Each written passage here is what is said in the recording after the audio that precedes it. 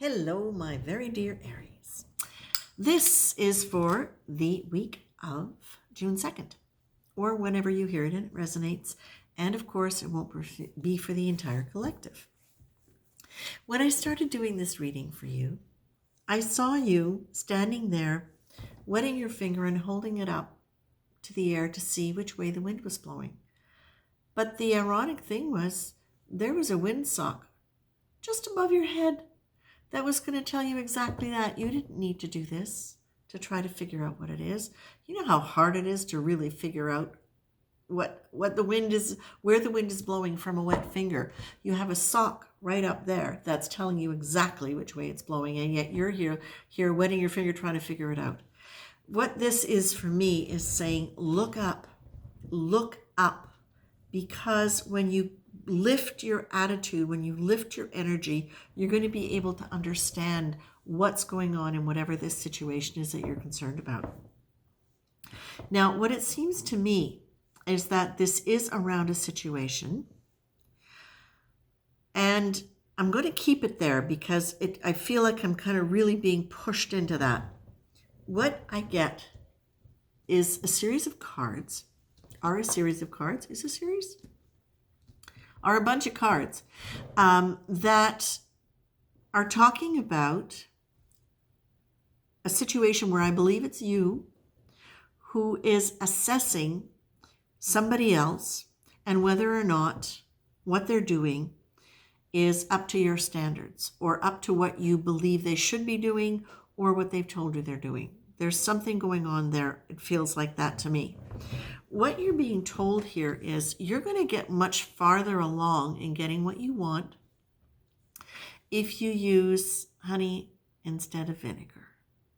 If you focus on what you like rather than telling them what's wrong with them. If you give them the positive energy of talking about what their good qualities are or what the positives are, and while incorporating also what you would like more of. That's going to go a lot farther. And again, when I say what you want more of, the idea is, in this particular card where it's talking about it, it's talking about don't tell somebody basically, you're really deficient in this area and I would like more of it. Instead, tell them, you know, when you do this kind of thing, I really, really love it. It's really nice. Don't even say I want more of it. Just reinforce how positive that makes you feel, because that also reflects on them, that now they get to feel positive about doing it. Now, of course, this is not going to work with everybody, but generally speaking, the idea is if you try to shame people or guilt people with your disappointment in them, then it just does not give the positive energy and the positive frequency for them to be able to really shift into desiring to do it better. Because if they're doing it out of shame or blame, there's going to be resentment there. Okay? If they're doing it out of shame and being blamed, then there's going to be resentment there. It's going to build. And the thing is, for you, if you're doing it that way, then that also says to me that there's a part of you that's a really hard judge on yourself as well. So look back at that too, because what I'm really seeing here is the card for forgiveness and the idea of bringing a softer feminine approach to this. In fact, this one is saying, turn all of your childhood prayers into the feminine gender. And if you don't have childhood prayers, how would you imagine divine energy if you saw it from the feminine perspective? Now, we know feminine perspective, it is not all about, kumbaya and here, let me hug you. Feminine energy is also about the breakdown and life and death and that whole cycle. But basically what it's talking about is the feminine energy as opposed to the feminine energy, the yin energy, as opposed to the yang energy, the masculine energy. It has room for emotion. It has room for exploration. It has room to build up and break down. It's not logical, this.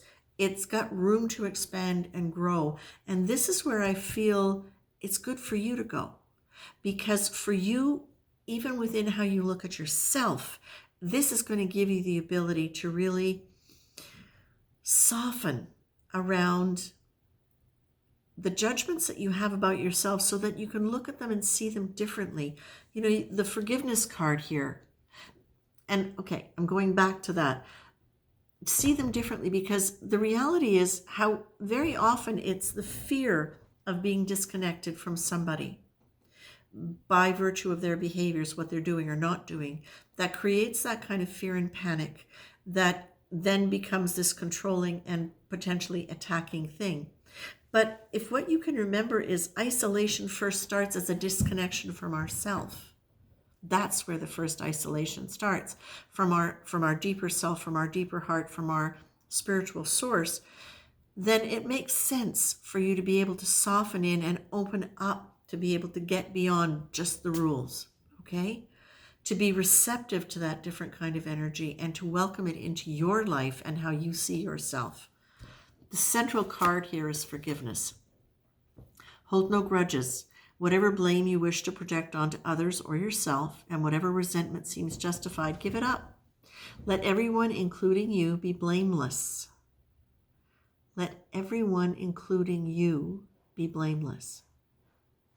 Name the offense and then decide that it's not worth it. Naming the offense is relevant because you don't want to just push it under and have it come up again and again and again, because each time it comes up with more energy. Okay, so name the offense, be honest to yourself at least, and then decide that it's not worth it. For today, accept that you might not be right in your perception. Okay? Even if you think you're right, allow for the possibility that you're not right and choose forgiveness. By doing that, what that does is it opens up the possibility for you to see it differently. And if you are choosing to tune into the sacred feminine, that's going to allow you to be able to be receptive to seeing it from a loving heart and a kind heart.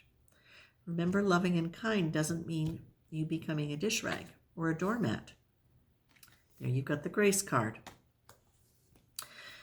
Again, a divine energy, a gentle energy, a soothing energy. This is right down the center. You've got forgiveness, you've got childhood prayers, that feminine gender, that yin energy, and you've got grace right down the middle between conflict and isolation and being better than and shaming somebody.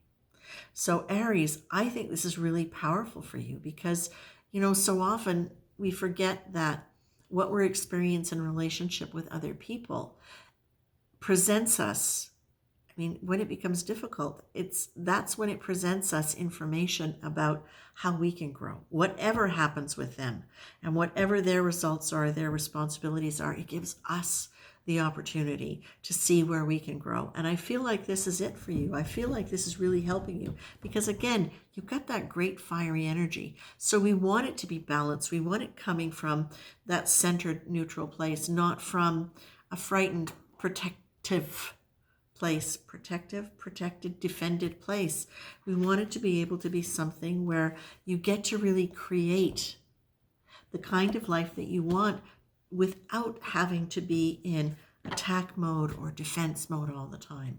We want you to be able to be in that place of grace and forgiveness so that you can experiment and create new things for yourself. Look beyond what you are. Look beyond what your needs are and take a break from trying to fix everything. Okay? I leave you with that, Aries, and I hope this is helpful. Take care.